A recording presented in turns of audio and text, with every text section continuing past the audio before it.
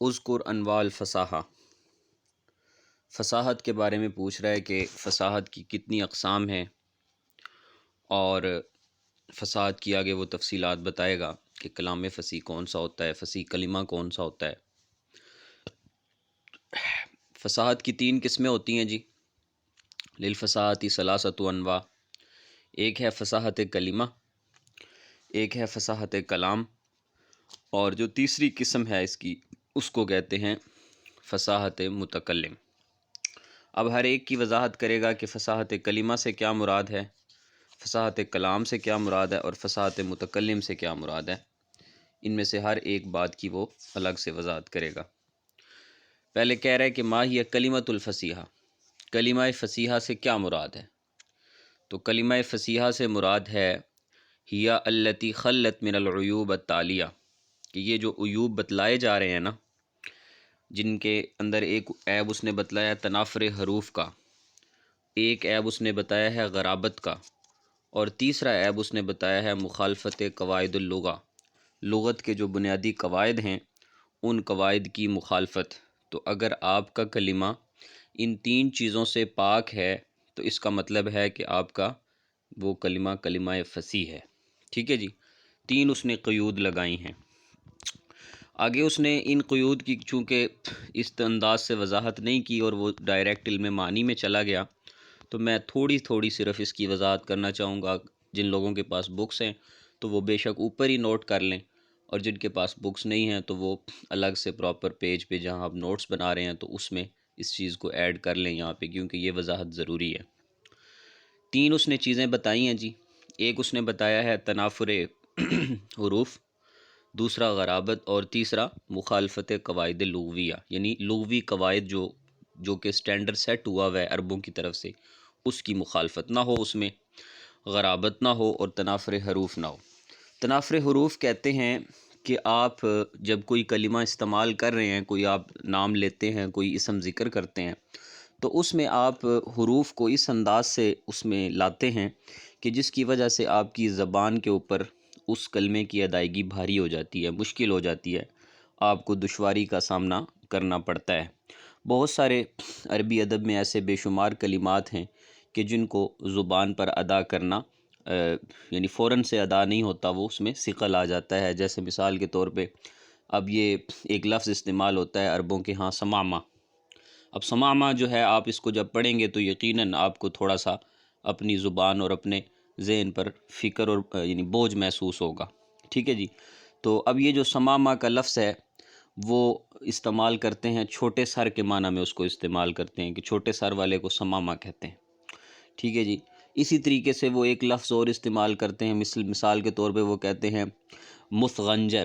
اب مسغنجر آپ بولیں اگر ویسے ہی ڈائریکٹ تو آپ کے لیے ذرا مشکل ہے اس لفظ کو ادا کرنا، تو اس کو وہ پانی یا آنسو کے بہانے کے معنی میں اس لفظ کو استعمال کرتے ہیں۔ تو اس کو کہتے ہیں تنافر حروف، کہ حروف کا کسی کلمے میں اس انداز سے آنا کہ جو اس کلمے کے اندر جو ہے وہ کسی بھی طرح کے تنافر کا جو ہے وہ باعث بن جائے۔ تو اگر آپ کے کلمے کے اندر تنافر ہے حروف کا تو اس کا مطلب ہے کہ آپ کا وہ کلمہ کلمہ فصیح نہیں ہے۔ دوسری چیز جو بیان کی ہے وہ سر تو پھر یہ عربوں کے یہ جو 2 لفظ ہیں سمامہ اور جو آپ نے پڑھا مسغنجر، تو یہ پھر تنافر کے اوپر ہیں، یہ ان کے اندر تنافر پایا جا رہا ہے؟ جی بالکل، ان کے اندر تنافر ہے نا، تو عرب کہتے ہیں نا کہ تنافر نہیں ہونا چاہیے، تو یہ حروف متنافر ہیں ان کے ہاں، فصیح نہیں ہیں، فصاحت کے باب میں وہ یہ حروف نہیں آتے۔ اسی طریقے سے دوسری چیز ہم نے بتائی جی کہ غرابت ہو اس میں، کہ اس میں غرابت نہ پائی جائے۔ غرابت نام سے ظاہر ہے، یہ جو ہے نا وہ حدیث میں بھی لفظ غریب استعمال ہوا ہے۔ ٹھیک ہے نا جی، جیسے کہ وہ حدیث ہے نا جس میں آتا ہے کہ فطوبی للغرباء، کہ جو ہے نا وہ ان غرباء کے لیے بشارت ہے۔ حدیث کے اندر یہ الفاظ استعمال ہوئے ہیں فطوبی للغرباء۔ تو بس کہ امت کے اندر جو ہے ایک وقت آئے گا کہ بدا الاسلام غریباً، دین ابتداً غریب تھا، وسیکون کما بدا، پھر ایک وقت آئے گا کہ دین پھر غرابت کی حالت میں چلا جائے گا، فطوبی للغرباء، تو ان غرباء کے لیے بشارت ہے جو اس وقت دین کے ساتھ کھڑے ہوں گے۔ اسی معنی کے اندر کوئی حدیث جو ہے وہ استعمال ہوتی ہے، اور اس کے ملتی جلتی کافی ساری حدیثیں آتی ہیں۔ تو غرابت جو ہے نا جی، وہ ویسے تو اس کا جو ایک عام معنی ہے وہ اجنبی ہے عربوں کے ہاں۔ غریب بمعنی غریب وہ نہیں ہے جو کہ ہمارے اردو یا پنجابی کا غریب ہے، تو ہمارا غریب تو اور غریب ہوتا ہے، لیکن ان کا غریب وہ ہے جو اجنبی ہو، وہ اجنبی کو غریب کہتے ہیں، مسافر کو غریب کہتے ہیں، ٹھیک ہے جی۔ اس معنی میں غرابت کے لفظ کو وہ استعمال کرتے ہیں کہ کسی کلمہ کا اپنے ایسے یعنی جو اس کا باؤنڈری لائن ہے اس سے وہ باہر نکل جائے اور وہ کسی اور یعنی استعمال کے اندر چلا جائے، تو اس کو وہ کہیں گے کہ یہ یعنی اس معنی کے اندر یہ لفظ غریب استعمال ہوا ہے، ٹھیک ہے نا جی۔ اب میں اس کی مثال دیتا ہوں۔ مثال کے طور پہ ہم اکٹھا کرنے کے لیے کسی چیز کی اجتماعیت کے لیے ہم جو لفظ استعمال کرتے ہیں وہ اجتماع کا لفظ استعمال کرتے ہیں۔ اب اسی طرح عربوں کے ہاں تکاکا کا لفظ بھی استعمال ہوتا ہے، تکاکا۔ اب یہ جو تکاکا کا لفظ ہے نا، یہ یعنی ہے تو اجتماعیت کے معنی میں، لیکن یہ غریب ہے کہ بظاہر اچانک کوئی سنے گا تو وہ اسے نہیں پہچان سکے گا۔ اسی طریقے سے ہم کہتے ہیں نا، جیسے اب بارش ہو رہی ہے تو السحابۃ المطر، بادلوں والا یعنی بارشوں والا بادل، سحابۃ المطر، برسنے والا بادل۔ اب اس کے برعکس عربوں کے ہاں بواق کا لفظ بھی استعمال ہوتا ہے، لیکن بواق ہم نے نہیں سنا، تو اس لیے ہم یہ کہیں گے کہ یہ لفظ جو ہے وہ نامانوس ہے، غریب ہے۔ تو اگر وہ اپنے کسی کلمے کے اندر غریب الفاظ کا بے دریغ سے استعمال کر رہا ہے تو ہم جو ہے کہیں گے کہ یہ کلمہ فصیح نہیں ہے۔ اور اسی طرح جو تیسری قید اس میں بتلائی ہے وہ ہے قواعد لغویہ کی مخالفت۔ یہ ایک عام سی بات ہے، آپ سارے اس کو سمجھ رہے ہیں کہ جو عربوں کے مشہور قواعد ہیں، اگر وہ ان قواعد سے ہٹ کے بات کرتا ہے تو پھر بھی وہ کلمہ فصیح نہیں کہلائے گا، ٹھیک ہے۔ جب یہ ساری باتیں آپ کو پتہ چل گئیں تو اب آپ دیکھیے کہ وہ کہتا ہے کہ جب آپ کا کلمہ ان تینوں عیوب سے خالی ہوگا تو وہ کلمہ فصیح ہوگا۔ دیکھیے ایک بات ذہن میں رہے کہ پہلے آپ کلمہ فصیح کریں گے پھر اسے بلیغ بنائیں گے۔ دیکھیں جی، میں یہ کہہ رہا ہوں کہ پہلے آپ کلمے کو فصیح بنائیں گے تو اسے بلیغ بنا سکتے ہیں۔ جب تک آپ کا کلمہ فصیح نہیں ہے، یعنی آپ اس کو یوں سمجھیں کہ ایک بندہ جو بیمار ہے اسے بخار ہے، تو جب تک یعنی آپ پہلے اس کو ظاہری بیماریوں سے پاک کریں اور پھر اس کا میک اپ کریں، ٹھیک ہے نا جی۔ یہ دو باتیں الگ الگ ہیں۔ ایک ہے کہ ایک بندہ جو ہے وہ بیماریوں میں جکڑا ہوا ہے، اب اسے بیماریوں سے نکالنا ہے تو یہ فصاحت ہے۔ ایک اب صحت مند بندے کو جب آپ یا صحت مند خاتون کو جب وہ شادی کے لیے تیار ہوتی ہے تو اسے دلہن بنایا جاتا ہے، اسے میک اپ کیا جاتا ہے۔ اب وہ جو میک اپ ہے وہ بلاغت ہے، اور جو اس کو بیماری مطلب اس کو بیماری لگی ہوئی ہے، اب اس کو بیماری سے چھڑوانا ہے، اس بیماری سے الگ کرنا ہے، تو یہ فصاحت ہے۔ تو یہی سیم ہے جی کہ کلمہ کے اندر اگر عیب آ رہا ہے تو کلمے کو عیب سے پاک کرنا یہ فصاحت ہے، اور پھر اس کلمے کو اس انداز سے خوبصورت بنا کر استعمال کرنا کہ وہ مقتضۂ حال کے مطابق بھی ہو، مختلف طرق سے استعمال بھی کر سکیں، اس میں مختلف بدیہات لے کے آئیں، تو یہ بلاغت ہے۔ آگے وہ کہہ رہا ہے جی کہ کلام فصیح سے کیا مراد ہے، تو کلام فصیح سے مراد هو الذی خلا من العیوب التالیہ، یہی تقریباً عیوب ہیں جی۔ اس میں صرف جو ہے وہ وہاں پر تنافر حروف تھا اور یہاں پر تنافر کلام ہے، بات ایک ہی ہے، ٹھیک ہے جی۔ اور دوسری چیز جو اس نے یہاں پر بیان کی ہے وہ اس نے کہا ہے کہ ذوف تالیف، ذوف تالیف کہتے ہیں کہ نحوی قواعد کی مخالفت نہ ہوئی ہو۔ ایک ہے نا لغوی قواعد کی مخالفت، اور ایک ہوتا ہے نحوی قواعد کی مخالفت۔ تو اگر نحوی قواعد کی مخالفت اس میں ہوئی ہوگی تو اس کا مطلب ہے کہ اس کے اندر تالیف کا ذوف پایا جا رہا ہے۔ تو آپ کا وہ کلمہ ایسا ہو جس کے اندر نحوی قواعد کی مخالفت نہ ہوئی ہو تو پھر آپ کہیں گے کہ یہ آپ کا کلام فصیح ہے۔ اور تنافر کلمات کی مثال میں آپ کو دوں نا، تو ایک مشہور شعر شاید آپ میں سے اکثروں نے سنا بھی ہوگا، پڑھا بھی ہوگا، کہ وہ شعر ہے نا اس میں کہ وَقَبْرُ حَرْبٍ بِمَكَانِ قُفْرٍ وَلَيْسَ قُرْبُ قَبْرِ دیکھا نا، نہیں چڑھتا نا زبان پہ، وَقَبْرُ حَرْبٍ بِمَكَانِ قُفْرٍ وَلَيْسَ قُرْبُ قَبْرِ حَرْبٍ قَبْرُ، کہ جو اس کی حرب کی قبر ہے وہ ایک ایسے ویرانے میں ہے کہ وَلَيْسَ قُرْبَ قَبْرِ حَرْبٍ قَبْرُ، کہ حرب کی قبر کے قریب کوئی اور قبر نہیں ہے۔ تو اب یہ جو شعر ہے نا، اب اس شعر میں آپ دیکھیں کہ تنافر کتنا زیادہ ہے، کہ زبان پہ کتنا ثقیل ہو رہا ہے۔ یعنی فوراً سے کوئی پڑھنا چاہے تو نہیں پڑھ سکتا. تو وہ یہی بات کر رہے ہیں کہ آپ کے کلام میں تنافر نہ ہو، اسی طریقے سے جو ہے وہ نحوی قواعد کی مخالفت اس کے اندر نہ ہو. اور تیسری چیز جو اس نے بیان کی ہے وہ تاکید ہے کہ اس میں تاکید نہ ہو. تاکید کہتے ہیں کہ جو آپ کا کلام ہے، تاکید جو ہے نا، یہ تقریباً جو آپ پیچھے پڑھ کے آئے نا یہ غرابت، تو اس سے ملتی جلتی ہے، قریب قریب ہیں. تو غرابت میں بھی اجنبیت ہوتی ہے، اور تاکید لفظی ہو یا معنوی ہو اس میں ہم یہ کہتے ہیں کہ جو آپ جو ہے وہ اس لفظ کو اس طرح استعمال کریں کہ کلام جو ہے وہ معنی مرادی پر اس کی دلالت ظاہراً نہیں ہے، بلکہ تھوڑا گھوم پھرا کے بات سمجھ میں آتی ہے، یعنی وہ اس میں فوراً ظاہر نہیں کرتا بات کو اس معنی میں. تو یہ ان چیزوں سے آپ کا کلام جب پاک ہوگا، تنافر کلام سے، ضعف تعلیف سے اور تاکید سے، تو اس کلام کو کلام بلیغ کہیں گے. اس کو ہم کلام فصیح کہیں گے. اور کلام بلیغ کب بنے گا؟ بلیغ اس وقت بنے گا کہ جب آپ فصیح کلام کو، یعنی وَهُوَ الَّذِي يَكُونُ مُلَائِمًا لِلْمَقام، موقع محل کے مطابق لائیں گے، اور اس میں سارے کلمات فصیحہ استعمال ہوں گے. کوئی بھی ایسا کلمہ نہیں ہوگا جس میں یہ عیوب جو ہم پیچھے ذکر کر رہے ہیں ان عیوب میں سے کوئی عیب نہ پایا جا رہا ہو. تو پھر آپ کا کلام فصیح بن جائے گا. تو پہلے آپ نے اپنے کلام کو فصیح کرنا ہے. جب آپ کا کلام فصیح ہو جاتا ہے، غلطیوں سے، عیوب سے پاک ہو جاتا ہے، پھر اس کلام کو آپ بلیغ بنانے کے لیے جن ٹولز کا استعمال کرتے ہیں اس کو علم بلاغت کہتے ہیں، جس میں معنی ہے، بیان ہے، بدیع ہے. اب یہاں سے وہ معنی کو شروع کر رہے ہیں. وہ پوچھ رہا ہے کہ ما اہم الموضوعات التی یدرسها علم المعانی. علم المعانی میں جو اہم موضوعات ہم اسٹڈی کرتے ہیں یا یدرسها پڑھائے جاتے ہیں وہ کون سے ہیں؟ کہ ان میں جی ایک ہے خبر، اور اسی طرح انشاء، اور اسی طرح اسناد، ایجاز، اتناب اور قصر. 5 چیزیں اس نے بتائی ہیں. اگرچہ اس کے علاوہ بھی استعمال ہوتی ہیں، اس میں فصل و وصل بھی استعمال ہوتی ہے، اور خبر و انشاء اس نے دے دیا، اسی طرح ایجاز، اتناب، مساوات بھی اس میں استعمال ہوتی ہے، قصر بھی اس نے دے دیا، اسناد بھی دے دیا. تو بہرحال یہ وہ چیزیں ہیں جو کہ علم معنی کی اقسام میں شمار کی جاتی ہیں. ما اقسام الکلام عند علماء المعانی. علماء معنی کے ہاں کلام کی 2 قسمیں ہوتی ہیں جی. ایک کلام خبر، یہ آپ کی اکثر بحث وہ ہے جو آپ نحو میں بھی پڑھتے ہیں، لیکن یہاں تھوڑا سا انداز مختلف ہے کہ کلام کی 2 قسمیں ہوتی ہیں، کلام خبری اور کلام انشائی. ٹھیک ہے. خبر وہ کہ هو الکلام الذي يحتمل الصدق والكذب بغض النظر عن قائله. کہنے والے سے ہٹ کے آپ اس کلام پر سچائی یا جھوٹ ہونے کا جو ہے وہ حکم لگا سکیں، اور جس پر نہ لگا سکیں یعنی وہ کلام کہ الذي لا يحصل مضمونه الا بعد التلفظ به. ٹھیک ہے جی. اس وقت تک آپ کو اس کا مضمون کلیئر نہ ہو، مگر جب کہ آپ اس کا مکمل تلفظ کر لیں، یعنی اس کے ساتھ کسی اور چیز کو ملا لیں، تو پھر آپ کو مکمل بات سمجھ میں آئے، تو اس کو کلام انشاء کہتے ہیں. پھر انشاء کی تفصیل دے رہا ہے. انشاء کی 2 قسمیں ہوتی ہیں، یہ آپ نے پڑھا ہوا ہے، انشاء طلبی اور غیر طلبی. انشاء طلبی جس میں آپ کسی چیز کو طلب کرتے ہیں، امر ہے، نہیں ہے، استفہام ہے، ندا ہے، تمنی ہے. اسی طرح غیر طلبی میں جو چیزیں شامل ہیں اس میں ہے جی مدح ہے، ذم ہے اور تعجب ہے، کہ اس میں آپ کسی چیز کو طلب نہیں کر رہے ہوتے.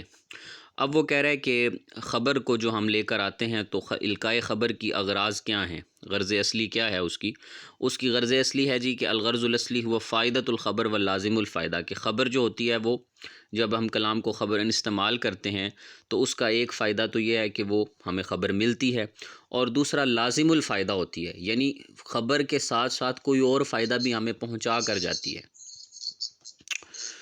اس کے بعد دیکھیے گا جی. جی جی جی عاطف صاحب. میں نے بات کی آئی ٹی ڈپارٹمنٹ سے، تو اب نماز پڑھانی ہے، 4 بجے نماز پڑھانی ہے. جی جی بالکل 4 بجے میں نے بھی چھوڑنا ہے، 4 سے 4:10 تک وقفہ ہوگا. آپ بے شک چلے جائیں. نماز پڑھا سکتا ہوں. جی جی بالکل آپ چلے جائیں، 4:10 پہ آ جائیے گا. میں بھی ابھی بس ختم کر رہا ہوں 2-4 منٹ میں. جی سر، میں بس وضو بنا رہا ہوں. جی ٹھیک ہے. دیکھیے گا جی آگے ہے جی کہ جو خبر کو مختلف اغراض کے لیے، جو غیر اصلی اغراض کے لیے لایا جاتا ہے، جو کہ اس کی حقیقی اغراض نہیں. حقیقی اغراض آپ نے پڑھ لی کہ خبر ایک تو فائدہ ہے، اس کا خبر کا فائدہ ملتا ہے، اور دوسرا لازم الفائدہ ہوتی ہے. جو اس کی غیر حقیقی، غیر اصلی اغراض ہیں اس میں اظہار ذوف ہے. کبھی آپ ذوف کا اظہار کرنے کے لیے خبر لاتے ہیں. کچھ مثالیں وہ آگے دے بھی رہا ہے، قرآن نے ساری مثالیں دی ہوئی ہیں.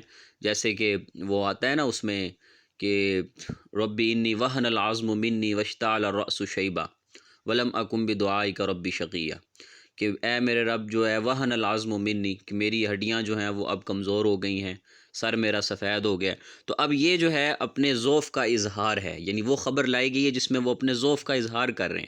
کبھی توبیخاً خبر لائی جاتی ہے، ڈانٹ ڈپٹ کے لیے مطلب خبر کو لایا جاتا ہے، کبھی مدح میں لائی جاتی ہے، فخر میں لائی جاتی ہے، اسی طرح نصیحت اور ارشاد کے لیے خبر لائی جاتی ہے. تو یہ جو خبریں ہیں یہ ساری کون سی خبریں کہلاتی ہیں؟ کہ جو یعنی خبر کی وہ اغراض ہیں جو کہ غیر اصلی ہیں، حقیقی اغراض نہیں ہیں بلکہ غیر اصلی اغراض ہیں خبر کی. اس کے بعد آ جاتا ہے کہ جو علم معنی اور علم بیان کے اصول کا جو اصل واضح ہے وہ کون ہے؟ وہ عبد القاہر الجرجانی ہے. ٹھیک ہے جی. باقی خبر کو مقتضۂ حال کے مطابق جو لایا جاتا ہے، ما اضرب الخبر بالنسبت لحال المخاطب، مقتضۂ حال کے مخاطب یعنی متکلم مخاطب کے حال کے مطابق جو خبر لانی ہے تو وہ تین طرح کی ہوگی. ایک ہوگی خبر ابتدائی، ایک ہوگی خبر طلبی، اور ایک ہوگی خبر انکاری. ان تینوں کی مثالیں میں نے آپ کو کل دی تھیں کہ اگر سمپل خبر دینی ہے تو وہ ابتدائی خبر ہوگی زید قائم. اگر آپ نے طلبی خبر دینی ہے تو پھر متردد ہے مخاطب تو پھر آپ دیں گے ان زیدن قائم. اور اگر انکاری ہے وہ مخاطب انکاری ہے تو پھر آپ کیا کہیں گے؟ واللہ ان زیدن قائم. تو یہ تین طرح کی خبر جو ہے وہ مقتضۂ حال کو مطابق جو خبر لائی جاتی ہے تو اس میں مخاطب کی حالت کی نسبت سے تین اس کی قسمیں بنیادی بنتی ہیں. باقی خبر کی جو ہم تاکید لاتے ہیں، جیسے میں نے ابھی انا استعمال کیا، اس کے لیے کئی لفظ استعمال ہوتے ہیں. انا کو بھی آپ کہہ سکتے ہیں، انا بھی کہہ سکتے ہیں، لام تاکید بھی لا سکتے ہیں. ٹھیک ہے جی. زید مثلا آپ کہہ سکتے ہیں زید لقائم. ٹھیک ہے. لام قسم بھی لا سکتے ہیں، جیسے کہ للہ زید قائم کہہ سکتے ہیں. قد لے کے آ سکتے ہیں. ٹھیک ہے نا جی. اسی طریقے سے آپ جو ہے وہ قد، لیکن وہ کہہ رہے کہ ماضی پہ داخل ہوگا. اسی طرح انما لا سکتے ہیں، انما ہوا زید قائم کہہ سکتے ہیں آپ. اسی طرح تاکید کا نون لے کے آپ آ سکتے ہیں. تو یہ وہ ساری چیزیں ہیں کہ جو آپ جب خبر کو مؤکد کر کے لاتے ہیں، خبر کسی بھی اپنی خبر کو تاکید کے ساتھ استعمال کریں تو اس وقت آپ کو یہ ساری چیزیں ہیں کہ جو ساری چیزیں آپ کی خبر کو کیا بناتی ہیں؟ مؤکد بناتی ہیں، پختہ بناتی ہیں، مضبوط بناتی ہیں. ٹھیک ہے جی. آگے وہ کہہ رہا ہے کہ ما هو الامر، امر کی بات کر رہا ہے کہ امر کیا ہے. امر یہ پیپر میں آئے بھی تھے سوال. الامر ہوا طلب حدوث الفعل من المخاطب علی سبیل الاستعلاء والالزام. امر کہتے ہیں کہ آپ مخاطب سے کسی کام کے کرنے کا حکم جاری کریں. طلب حدوث الفعل، کہ آپ طلب کریں حدوث فعل کو، کہ وہ آپ کے لیے کچھ کرے. مخاطب سے آپ طلب کرتے ہیں حدوث فعل، یعنی وہ آپ کے لیے کچھ کرے. علی سبیل الاستعلاء والالزام، اپنے آپ کو بڑا سمجھتے ہوئے. ٹھیک ہے جی. آپ اپنے آپ کو بڑا جب آپ کسی کو حکم دیتے ہیں تو ظاہر ہے آپ حکم اسی پر چلا سکتے ہیں نا جو آپ جس پر آپ کا حکم چلتا ہے. اب یہ تو نہیں ہے کہ آپ اپنے والد صاحب کو حکم دیں گے. تو وہاں اگر آپ کہتے ہیں نا کہ ابو جی میرا یہ کام کر دینا، تو جو اب جی لگا رہے ہیں نا، یہ جی اس بات پہ دلالت ہے کہ یہاں پر آپ امر، جو آپ کا امر ہے تو یہ حقیقتاً امر نہیں ہے، بلکہ یہ آپ کیا کر رہے ہوتے ہیں؟ وہاں پر آپ اس کے میں التماس کر رہے ہوتے ہیں، التجا کر رہے ہوتے ہیں. حالانکہ آمین بھی امر ہے، لیکن وہ امر وہ والا امر نہیں ہے جو امر یہاں ہم استعمال کریں. تو امر کی اصل تعریف یہ ہے کہ آپ کسی مخاطب کو کسی کام کے کرنے کا حکم دیں، اس سے حدوث فعل کو طلب کریں اور اپنے آپ کو استعلاء بڑا سمجھ رہے ہوں. اور یہ الزام کا مطلب یہ ہے کہ آپ یہ سمجھ رہے ہوں کہ یہ جو میں نے اس کو اس کام کا حکم دیا ہے تو یہ کوئی میں نے کوئی اس سے کوئی یعنی یہ نہیں ہے کہ یہ میرے پہ احسان کرے گا، بلکہ یہ کام کرے میرے لیے کر سکتا ہے. تو اس کو الزام کہتے ہیں. ٹھیک ہے نا جی. تو آپ یہ سمجھتے ہوئے کسی کو کسی کام کا حکم کریں تو یہ امر کہلاتا ہے. امر کے کتنے صیغے ہیں؟ اذکر صیغ الامر. امر کے کتنے صیغے ہیں؟ ایک تو فعل امر، جو آپ امر کا فعل استعمال کرتے ہیں، جیسے ہم کہتے ہیں اضرب. اسی طرح مضارع کا وہ فعل جو کہ لام امر کے ساتھ متصل ہو، جیسے لیضرب. اسی طرح المصدر النائب عن فعل الامر. ٹھیک ہے جی. امر کے صیغے کی جگہ پر جب آپ اس کا مصدر لے کے آ جاتے ہیں الضرب، تو وہ بھی امر کا معنی دیتا ہے. اسی طرح اسم فعل الامر. ٹھیک ہے جی. اور امر کے فعل کا جو اسم ہے وہ بھی امر کا معنی دیتا ہے. یہ چاروں صیغے آپ نے اس کو تلاش کرنے ہیں کہ یہ کون کون سے اصل صیغے بنتے ہیں. اور باقی جو میں نے آج چیزیں پڑھائی ہیں، خاص طور پہ تنافر حروف، اسی طریقے سے جو ہے اس میں ضعف تالیف کیا ہے، اور غرابت کیا ہے، ان چیزوں کو آپ نے دیکھنا ہے انشاءاللہ۔ نیکسٹ پھر ہم اس کو مزید جو چیزیں اس میں آ رہی ہیں وہ لے کے چلیں گے، تو اتنا صرف جو ہے نا یہ آپ نے اس کو کل کر کے لانا ہے۔ السلام علیکم۔